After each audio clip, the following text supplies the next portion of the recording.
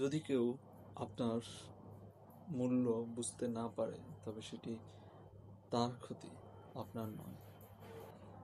কারো অক্ষমতা আপনার প্রকৃত মূল্য কখনো কমিয়ে দেয় না। একজন অন্ধ ব্যক্তি যদি একটি অপূর্ব সুন্দর চিত্রকর্মের পাশ দিয়ে হেঁটে যায় এবং সেটি উপেক্ষা করে, তাহলে কি চিত্রকর্মের সৌন্দর্য কমে যাবে? না, এটা প্রমাণ করে যে সে দেখার ক্ষমতা রাখে না।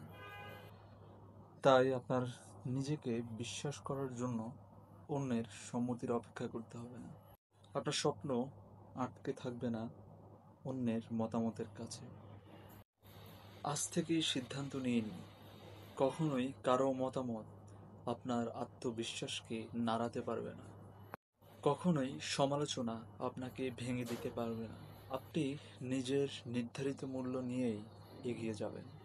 জীবন আমাদের বারবার ধৈর্যের পরীক্ষা নেবে। মানুষ ভুল করবে। মনে রাখুন, আপনি অন্যের আচরণ নিয়ন্ত্রণ করতে পারবেন না।